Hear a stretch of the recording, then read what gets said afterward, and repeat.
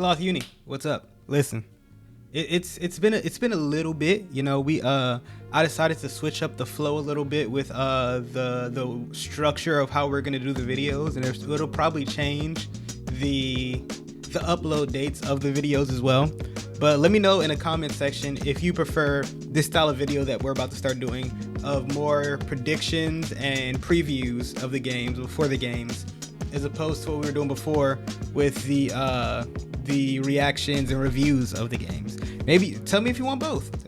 I'll do both. I'll knock it out. But we're switching things up a little bit, seeing how shit goes, you know. But I realized, I was like, you know, I gotta rack my brain a little bit, you know, because I've got all these takes, I got all this knowledge, you know, that I should share with the people, because that's one thing that I really stopped doing a little bit was giving predictions on games.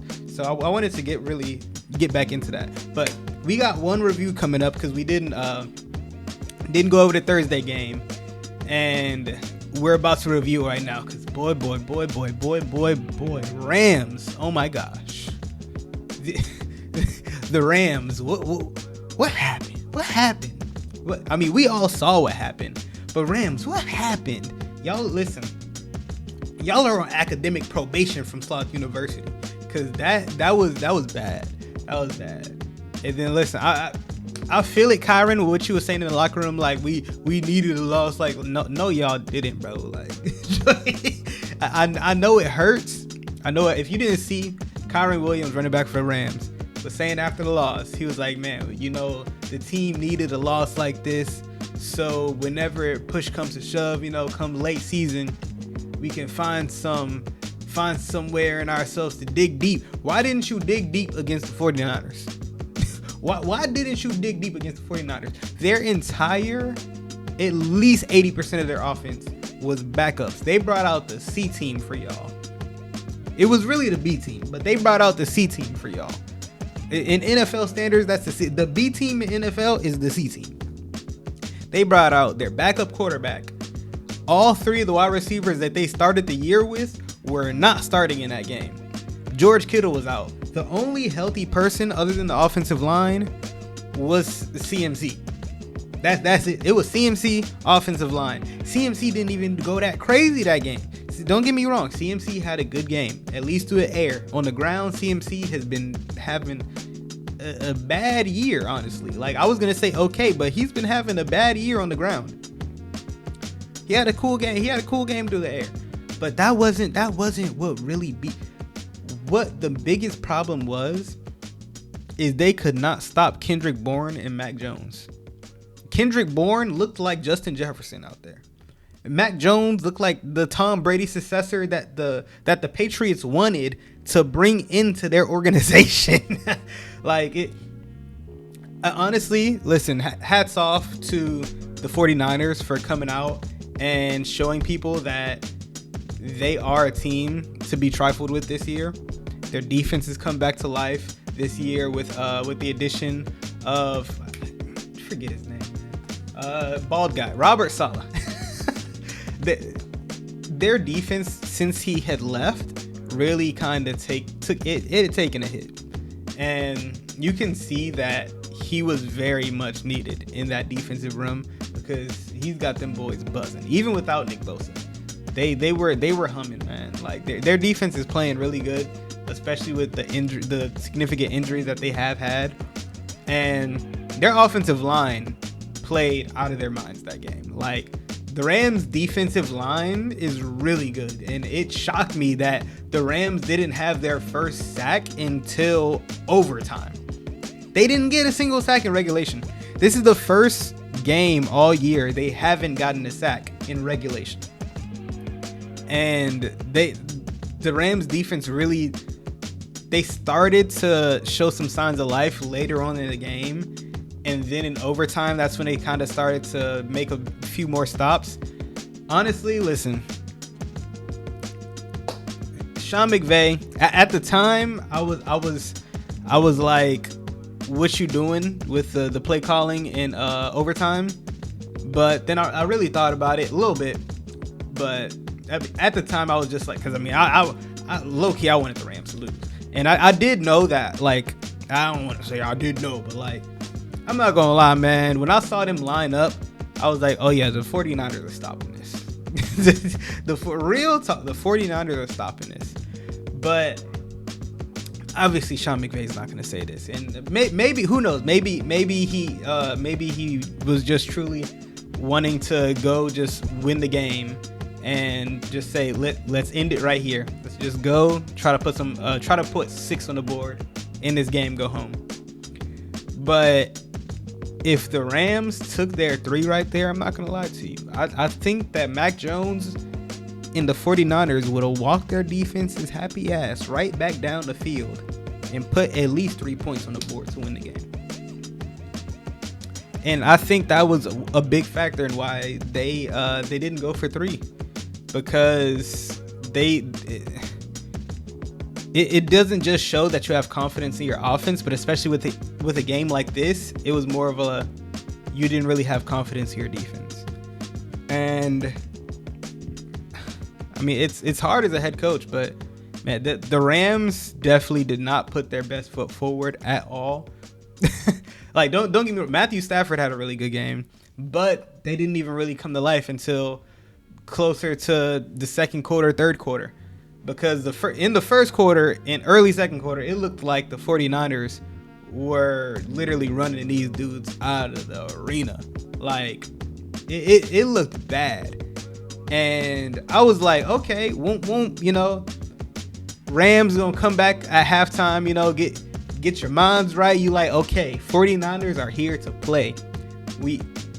It's a short week. We got to get our minds right. Halftime, go piss, eat some snacks, get ready, because we gonna have to come to play. At no point in that regulation period did they come to play. The defense, the Rams, at no point did they come to play. I just want to say before we move over to the next one, because man, I know the Rams are getting a bunch of shit this week just because they lost to some backups. Like, who had that on their, like, after the first drive, I was like, oh, we have ourselves a game. And it's crazy because rambling, but it's crazy because the last time these teams met up, score was like 12-6 with the starters in. So it's the NFL is a wild place, man, especially this year. A lot of crazy shit's been going on this year specifically. Like, been seeing a lot of people talking about, oh yeah, crazy stuff happens every year, a lot of unpredictable stuff. This year is different, bro. I'm not gonna hold. This year is a little different. Like, you can still predict stuff because it's the NFL. Like, it's still football at the end of the day. But the amount of just surprises and just like, what the fuck is going on that's happened this year? Look at the Chiefs. The Chiefs started off horribly. The Ravens are starting off horribly. Like, who had that on their bingo cards? Who had that on their bingo cards? Like, come on, man. But I digress. I don't want to. I was gonna say Matthew Stafford. There was one throw that I really want to highlight. The throw. If you watch the game, the throw. And that's the type of throw. Listen, the Rams were on my radar to go to the playoffs and go deep into the playoffs and probably make a run and possibly try to knock off the Eagles. But after what I just saw, I'm on official Rams hate watch for the rest of the season, because I, like many other people, picked up the Rams defense in fantasy football and thinking, I was like, you know what? 49ers, they might have a chip on their shoulder coming into this game, but I was like, you know what? The worst that could happen, they put up a good fight, maybe even win the game, but the Rams defense is really good. So, at the end of the day, it's a bunch of backups. It is Mac Jones. Mac Jones has been doing really, really well at the beginning of this season, but he doesn't have Ricky Pearsall. He doesn't have Juwan Jennings. Doesn't have George Kittle. Doesn't fucking matter. It doesn't fucking matter. Yeah. I'm glad that my team is pretty solid. So I fingers crossed we can pull through. We can pull through. But yeah, the Rams, y'all, I'm on official hate watch. Even though I like y'all, I'm on official hate watch. Let's get into these predictions, man. Starting off with the Vikings Browns. This game has been getting a lot of buzz just because Dillon Gabriel is projected to start, or not projected. Dillon Gabriel is going to start his first NFL game. He's going to start his first game. And it's over Shedeur Sanders, which, surprise to literally, if you watch football for more than 2 years, really like more than 3 years, because I mean 2 years you might be a little bit of a youngster, more hype beast. But if you watch football for more than 3 years, you've been around the block a little bit, you should know that generally the pick that gets drafted first gets the first opportunity, especially when it's quarterback position. And listen, Shedeur's been getting a lot of hate, a lot of love, a lot of everything. He's a very polarizing player. Honestly, he reminds me of Tua when he first came into the league in that aspect. And yeah, I had to slide some Dolphins in there, but they're both very polarizing players. They get people talking about them. They get clicks. They everything. Shedeur is a third string quarterback that is getting media coverage. Name one football team other than the Cleveland Browns that has their third string quarterback getting media coverage. But I don't think that Shedeur should have started over Dillon Gabriel. Shedeur is, I'm not gonna just crap on him, but Shedeur is somebody who I don't think really fits the Browns scheme that well, especially what they're looking for. Not really sure why they drafted him, to be honest, especially when they got Dillon Gabriel, somebody who fits their scheme a lot better. But I mean, I feel it like, just you got a few shots at quarterback. You need a quarterback in the future. The more shots you get, maybe one of them goes in. If Dillon Gabriel does struggle, Shedeur will find his way in, but I think Dillon Gabriel is going to do a lot better than what people kind of expect from him, especially with the matchups that he's facing really difficult Vikings defense, facing extremely tough Steelers defense. Then he gets a really soft matchup against the worst team or worst defense in the league, in the Miami Dolphins. And then his fourth game, I forget what his fourth game says. It might be the Ravens, something like that. But it's another game that it's like it could be tough, but I think he have a solid game against it. The only real soft matchup that I saw was against the Dolphins, but that is the softest matchup in the league for literally all offensive positions right now. But it's really tough because I do want to see Shedeur start in the league, but I feel like while that stunt, I am going to call it a stunt because it was a stunt. While the stunt that he pulled, I understand why he did it, to fire back to Rex Ryan, because to make a statement that no matter what the fuck he does, people are going to shit on him for it, because he literally said nothing. He literally said nothing. But you also have to have the awareness that you doing that is going to get people to talk about it more and make it seem like you're not supporting Dillon Gabriel. Because you could have easily came out and said, I'm literally just working on what I can control. Just gonna go out there and try to prepare as best as I can, just in case I do get my chance. So literally, all you have to say. That's pretty much it. Leave it at that, or just be like, listen, I've got some film to study. I've got a meeting. I've got. Where are you? I'm third string quarterback right now. Talk to the starter. Like that. I'm not gonna lie. That last part might have been a little. They would have been like, oh my gosh, is he throwing shade at Dillon Gabriel? But it would have gotten less attention than what he just did. And I mean, like I said, I do respect what he did, because I mean, I feel like analysts, like even me included, sometimes people just like kind of just go overboard with the players, and it's like, bro, Rex Ryan ain't have to do all of that. And it's like, bro, he's a third string quarterback. I think that honestly, Kevin Stefanski needs to shut this down, because why is he still getting media coverage?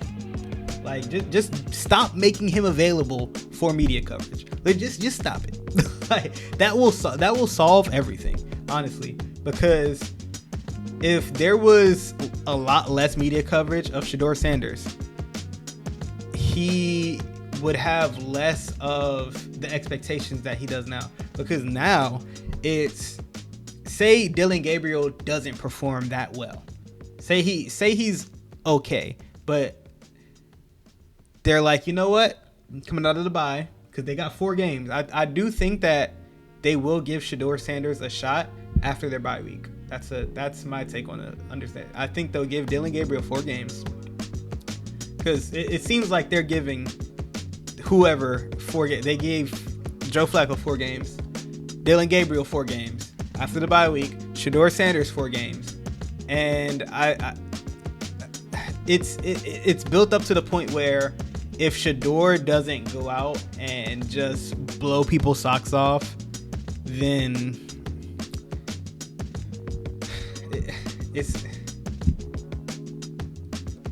that's kind of what it is. Like, he has to really like impress, because if you don't impress, then it's like, well, does he deserve to be the starter? But if none of this media coverage ever happened, he literally could have came out. Good Lord. He literally could have came out, had an average game. And they're like, well, I mean, he was a 5th round pick, 6th, like, he's doing pretty good for his draft status. Like that, literally, and all of this would have disappeared. But they've given him so much media coverage, and the media has built him up so much to be this superstar, that it's like, if he doesn't come out and perform, then they're literally going to turn their backs on him. The same people who are supporting him are more than likely going to turn their backs on him, which is fucked up. But it's the way the league goes, and I'm sure he knows that. Deion is not a fool. Deion is not new to the game. Like, Deion is definitely telling them all the information I'm saying right now. But it's tough, man. I truthfully, I feel like they should just trade him, because they're really not even gonna get that much trade value for him, because he was a 5th round pick. Like, I don't even know why they took him in the first place. But like I said, polarizing. All we done talked about is Dillon Gabriel and Shedeur Sanders. We ain't said a lick about the Vikings-Browns game. Let's get into this game. Shoosh. All right, I got the Vikings winning this game first and foremost, but I do think it'll be a lot closer of a game than what people suspect. I don't think that people are giving Dillon Gabriel really like the time of day. While it is a very, very, very difficult Vikings defense, and they did just get manhandled by the Steelers offense last week. So I think that Brian Flores is going to kind of like strangle them up by the neck and be like, y'all better not do this fucking shit again. And especially against a rookie quarterback and a rookie running back. Come on now. But Dillon Gabriel is a very accurate passer. He makes very quick decisions. He keeps the offense on schedule. He has his timing on point. Literally, the second his back foot is at the very bottom of his break, ball is out.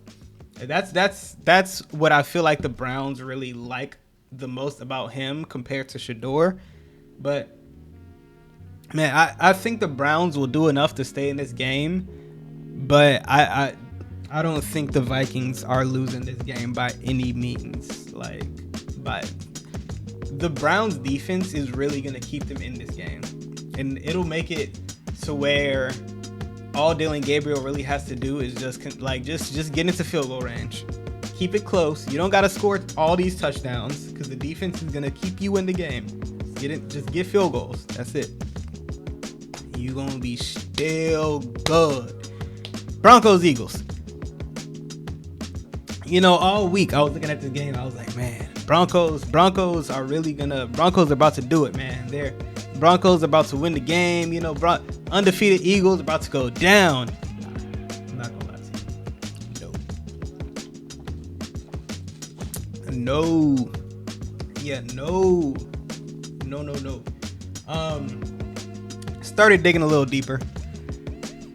I think that with how, don't get me wrong, the Broncos defense has been really, really good this year. But the Broncos defense strengths are something that the Eagles currently really don't give a fuck about. And it's the passing game. Like, the Eagles are purely content running the football, doing the tush push, and just doing quick, short screen passes and just draining you as a defense. And I think this is a game where Saquon Barkley really kind of gets himself right this season against the Broncos defense that has been struggling a lot against the run. And don't get me wrong, I think the Broncos will stay in this game. There's a lot of games. I was going over their whole schedule this week. I was like, there's a lot of games that are really probably going to be close this week. If I had to choose one upset out of this entire week, it would probably be the Broncos, because I do think they're capable of beating the Eagles. But I think the Eagles are they're in too much of a mode where they're just too locked in. And also shout out the they don't even know I'm saying this, but shout out the O-line committee. They one of the guys, Alex Boone, had a quote about the Eagles. Maybe it was Jeremiah Searles as well, but both of them honestly agreed on it, that the Eagles, and this, it's crazy but true, the Eagles are one of the only teams, probably the only team, that actually has success in chaos. And it's like, you look at all the stuff that's going on in their locker room right now. Like, AJ Brown is upset about or not outwardly upset, but he's a little disgruntled. Devontae Smith is a little disgruntled. Neither one of them are getting targets. They want to get involved because they're competitors. The passing game is abysmal this year, and they've had, especially AJ Brown and Jalen Hurts, have butted heads in the past about this exact thing. And it's like, I feel like they're really keeping it a lot better under wraps this year, because it kind of got out into the public eye and kind of spun out of control the last time they were talking about stuff like this. But there's literally they had the head coach and the quarterback not even talking for almost an entire season, and they still found ways to just win. Like, I truly don't see the Eagles losing just based on how well they've been playing football. But who knows? The Broncos are impressing.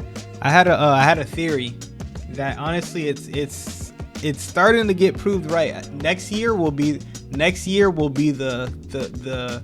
coup de grace of this theory.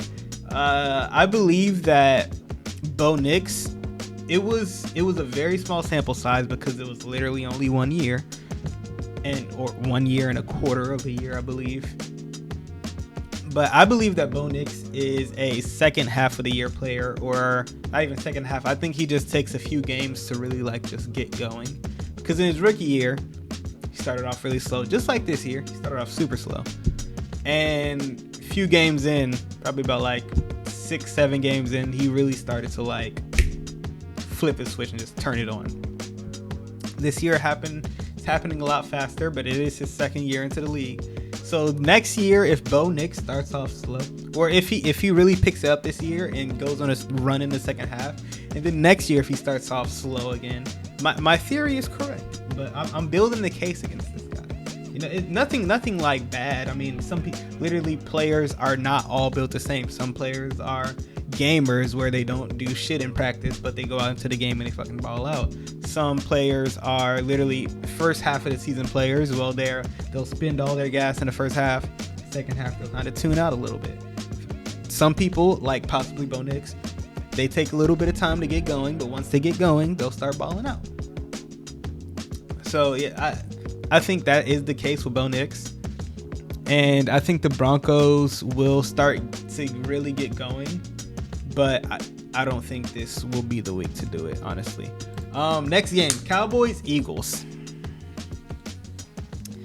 This is a nasty good game. A good nasty game. No, nasty good or good nasty. This is a pleasantly foul. A pleasantly foul game. Yes. This is a pleasantly foul game because the Jets are abysmal. Jets are like laughably, horrendously bad, and the Cowboys are just like on the cusp of being that. So, on one hand, if the Jets win, they're still like laughably bad, but they just beat another team who is just like almost just as bad as them. And honestly, that'll look worse on the Cowboys if they just come out and lose to the Jets, albeit the Jets are at home. If they come out and lose to the Jets, because both teams, if I'm not mistaken, only have one win. The Cowboys do have a tie, which they got against the Packers last week. That's really the biggest reason why I do think that the Cowboys could win, because they did just have a really emotional tie, and they could just be like, yeah, no, we're not tying this shit again. Let's get this dub. But the Jets are a team that's like on a very bad downtrend, and things aren't always going down. Sometimes they rebound back up a little bit before they start going down again. Maybe this is a rebound, but no matter what, I don't think either of these defenses really can like do too much to stop either one of these offenses.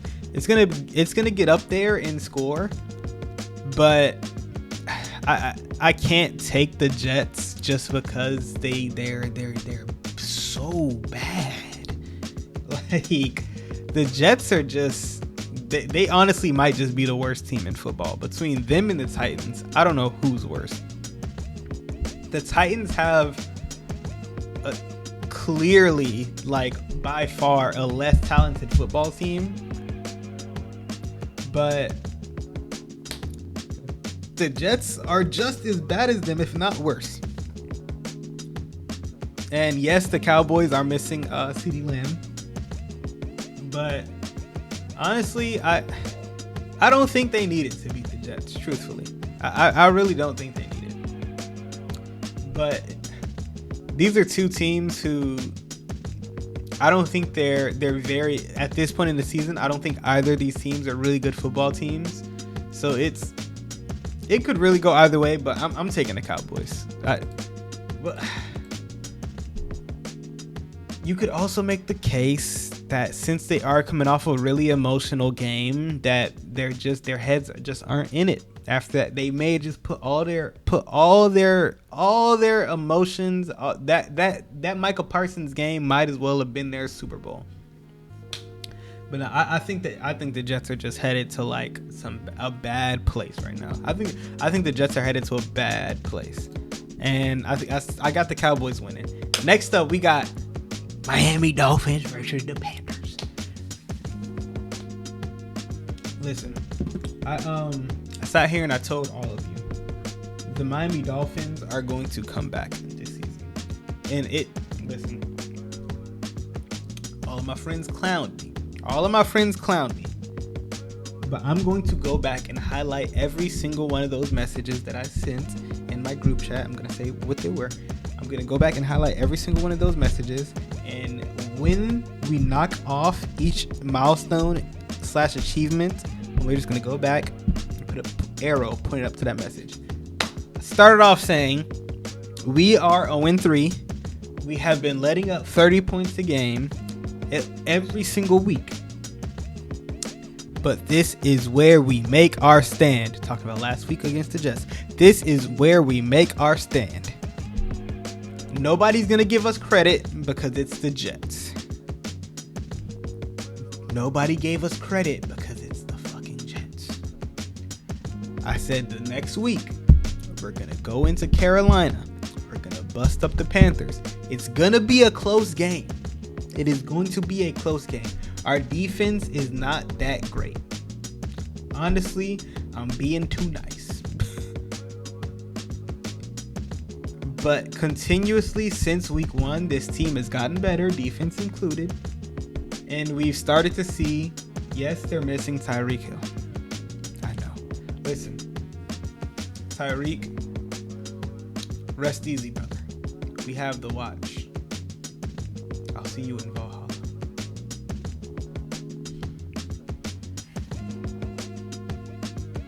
But each week, this team has gotten better. Listen, after we bust up the Carolina Panthers, it'll be 2-3. People are going to say, oh, well, the Panthers still aren't that great of a football team. They're not the Jets bad, but they're still pretty bad. The Dolphins are still 2-3, and they've got to go through the Chargers. After we beat the Chargers and we're 3-3, they're going to be forced to acknowledge us. At least partially. It'll start at the 3-3. They're gonna say we need to see more. We need to see you guys beat some real competition, and that's when the game really begins for this Miami Dolphins football team. But right now, we're on to the Panthers, and it's gonna be tough because our defense is not good. Our defense is not good this year. Not good at all. Not good. They made a lot of plays last week, but they have not been good this year. The Panthers don't have Chuba Hubbard. Doesn't matter. It doesn't matter. Whoever is back there in that backfield is going to get chunk yards. They're going to get chunk yards. They got T-Mac on the wing. I am frightened because our DBs are not good. Our DBs are not good. But you know what is good? Our offense. Our offense is good. And our defense showed me last week they can make plays when needed. So I have faith. I have faith. I don't think that, listen, I'm not going to sit here and just be a brain dead fan saying, oh, we're going to the Super Bowl. Super Bowl dreams are dead. Our Super Bowl dreams died week 1, week 2, and week 3. But I do think that this team can make a run for the playoffs and possibly win a playoff game.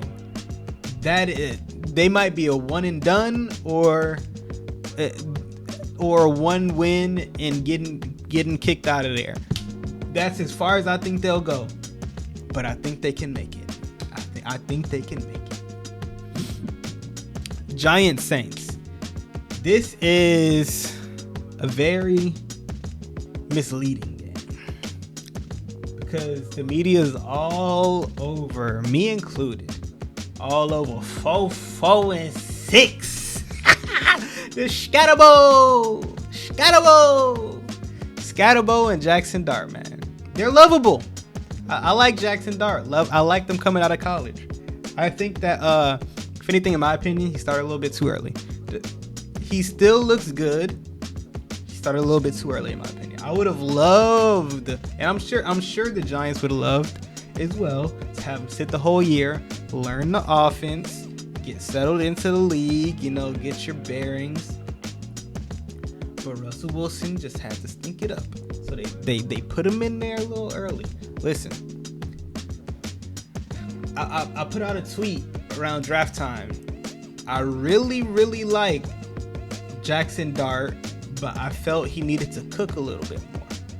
So he can still cook, and I'm not talking about doing good cook, Talking about development cook. He can still cook while playing and starting. But the chances of you burning the food, it increases. But they got the oven at 325 right now. Honestly, they got the oven at 300. The oven is at 300 right now. It's cool. It's cool. It might even be at 250. 250. It's cool. He's cooking right now. He's cooking. I really like Jackson Dart as a prospect, and I think that the Giants really may have found something, but it's still early. He's not all the way cooked yet, which makes me think that the Saints are gonna win this football game. Still really early in his career. And it's very misleading, the Saints run defense, but a lot of teams have had trouble finding running room against the Saints. So Cam Scatterbo might have trouble. I love Cam Scatterbo. Love my boy Cam Scatterbo. He could have a crazy game. Don't get me wrong. He could have a crazy game. But I think this Saints defense is a lot better than what people are led on to believe. And this Saints offense is very scrappy, just like the Giants. It's going to be a very scrappy game. It's going to be a very physical game. It's going to be very scrappy. And the Giants defense really has been a bit up and down, man. I think the Saints are going to be able to move the ball on them effectively. And I think it'll be up to Jackson Dart to really be the X factor in this game. Don't get me wrong, his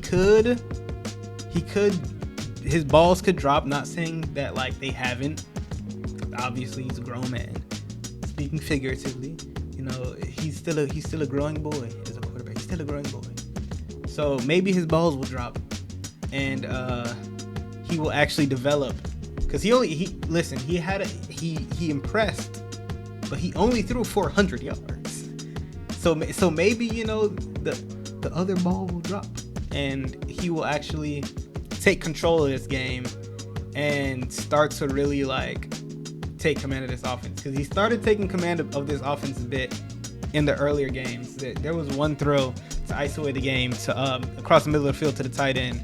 And he talked about it in the post game about how he saw them in that defense and he switched the route and he was like, it's promised you, it's gonna be open. Throw a dime. Love that guy, man. Also love Scatterbo. I would hit my head, you know. I got my glasses on. Oof. If you ever see me during football, I get crazy. That was really some light shit. I'm not gonna lie. I did Scatterbo dirty. You know, I gotta. There we go. Yeah, there we go. That's some Scatterbo shit. Wake you up a little bit. It's 3:40 a.m. Anyways, Raiders, Colts. We got a few games left. Look, Raiders, Colts. Man, this game is This game is stinky. I'm not gonna lie to you. This game is stinky.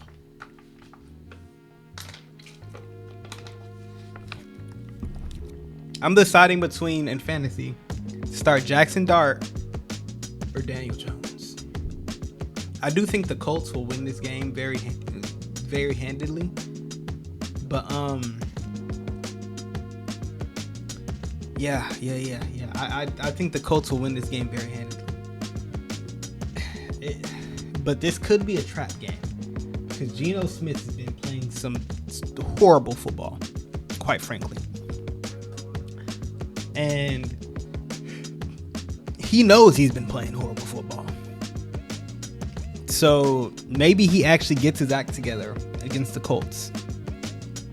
Or maybe they just keep getting steamrolled and he keeps making mistakes. Unfortunately for the Raiders, their backup quarterback is Kenny Pickett, so things probably won't get too much better. But unfortunately for Raiders and Raiders fans, the second they started getting Aston Genty going, their left tackle, Colton Miller, best offensive lineman they had, and quite frankly, probably the only good offensive lineman they had, on the IR. So they won't have him for this game. So there isn't much that I like about the Raiders going into this game, and I'm really done talking about this game. Colts by whatever. Take the spread. Take the Colts. Truthfully, if we're not done talking about this game. If the Raiders beat the Colts, on record, this would be a more of an embarrassment, in my humble opinion, than the Rams losing to the 49ers, because the Rams are on a short week. They had a really, really emotional, hard-fought game the previous week. They probably put their everything into it. Really needed a few more days to really get right mentally. The 49ers were coming off of a bad loss. If my memory serves me correctly, they were coming off a bad loss. They were the underdogs in this game because of everything that was going on, and they were just out to prove a point. This is a regular game, and the Raiders are playing horribly. They really only had one good put together game, maybe two, but their run game at least only had one really put together game. And this is a Colts team that's been playing really good football over the past 4 weeks. So if they lose to this Raiders team, that is more of an embarrassment than the Rams losing to the 49ers. Texans Colts. Texans Ravens. What am I saying? Another game that if the Texans lose this game, I've lost all hope for them throughout the season. I still don't think they will make the playoffs. I don't think they're a good enough team. But I think they're good enough to win this game because Lamar Jackson isn't playing. And while this is the type of game that you would look to lean on Derrick Henry to try to win you the game, I don't think it'll be enough against the Texans offense that honestly looked like they kind of found something late last week, and against the Ravens defense that really has been struggling all year. Between the Dolphins defense and the Ravens defense, I don't know who's worse, Dolphins, but Dolphins 100%. But the Ravens defense has been struggling. The Texans are kind of finding themselves. So it's it's hard for me to say that the Ravens really have a fighting chance in this. I think they'll make it close enough to where it won't be an embarrassing loss. They're at home, so I don't think they'll just get the backs and gates blown out of them. I don't think they're just going to get run out of the stadium. But I do think that the Texans will win this game, and I think they will do it with confidence. Buccaneers Seahawks. This is a real hard-nosed football game. It's going to be a really defensive game, honestly. Bucs defense has been playing really solid. Seahawks defense has been playing out of their freaking minds. I would take the Seahawks in this game, but in a really defensive game, I usually just tend to take the better quarterback of the two, especially if the better quarterback is accompanied by the better offense in general. And the Bucs defense, especially against the run, which is the Seahawks staple this year, they try to establish the run before anything. Shout out to establish the run. That's my team name in fantasy this year because I went super running back heavy. But I think that the Seahawks will have trouble on the ground. I think Sam Darnold will do enough to keep them in the game, but I truly think that it will come down to which one of these quarterbacks can make a play against either one of these defenses. And I trust Baker Mayfield a lot more to make a play than I trust Sam Darnold. Sam Darnold has looked good on the Seahawks, and he's looked a lot better than what I initially thought he would. Don't get me wrong, Sam Darnold could deadass come out and have a solid game and make the plays that he needs to and win his team this football game. But I'm going with the Buccaneers because I do think that everything that I just said, Baker Mayfield will do. Titans Cardinals, we're not going to spend too much time talking about this game because this is This is probably the worst football game that is on Sunday, and it's not even. I don't think it's close. Actually, I'm looking at a game right now that might be even worse, but for other reasons. Titans Cardinals. Titans are. It's not going to be long before Callahan is fired, in my opinion. Sucks that he's going to be out of the job, but that's the nature of the league. And if you don't perform right now, literally, if you don't perform right now, that goes for everybody. Your job is on the line. He hasn't performed for a few years now. And I think that he is out of lives. And I feel like he kind of knows that the end is near. You can even see he's been getting into it with a heckling beat reporter this past few weeks. And arguably, the beat reporter has had it coming because he's been kind of a little bit of a jackass. But Brian Callahan has also been giving him some jackass answers as well. It's been a funny bout. If you go on social media, check it out. It's been a very funny bout. But on this game, I got the Cardinals. I'm not even listening. The Titans are not a good football team right now, and I think they need some massive changes to do anything in this league. And it starts at the head coach.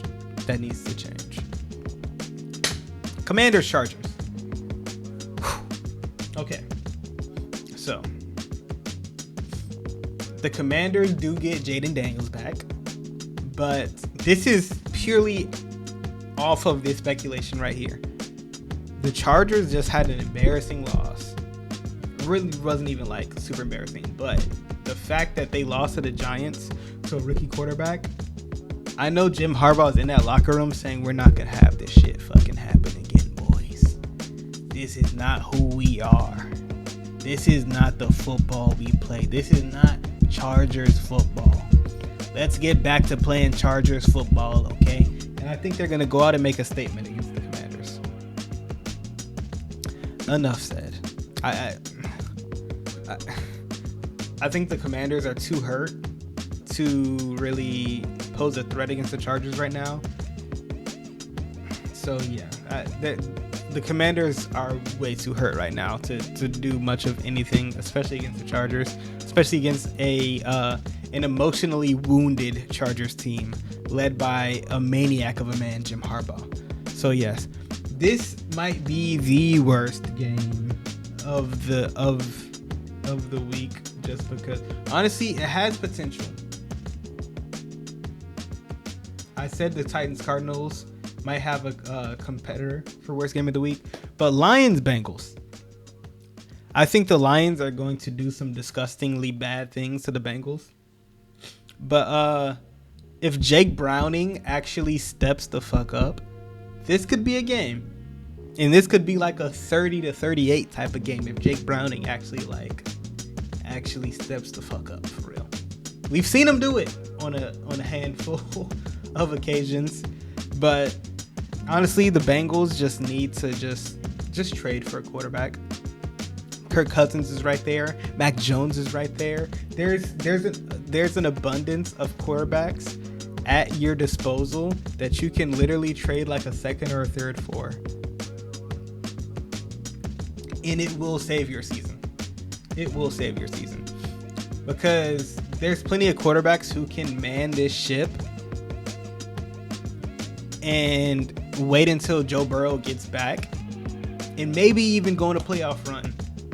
I mean, he's going to be back like week 15, but like if you do enough to get into the playoffs, Joe Burrow will be able to make a playoff run. But if they don't do anything, I feel like it's mainly because their head coach is going to get fired. So yeah, that's that. That's the other man that's on the hot seat.